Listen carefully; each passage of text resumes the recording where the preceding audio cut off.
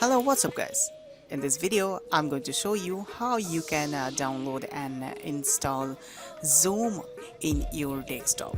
Okay guys, so to do this, first of all you need to open up your Google Chrome or any other browser like that.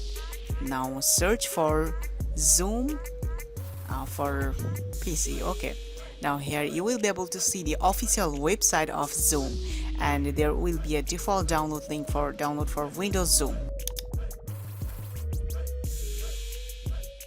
So now here you can see your file will be automatically downloaded to your desktop.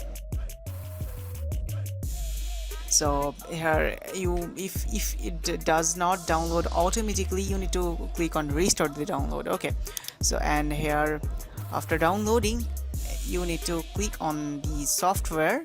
Now here you'll be able to see that your installation is being initializing. Okay, so it will take a couple of seconds to get the installation done. Okay, now you will be able to just join any kind of meeting in Zoom, and you also guys can sign in to the Zoom app, and this is how you can download and install. It's very easy and basic thing to do. Now in case if you don't have any kind of account of Zoom, you guys can register by following this link.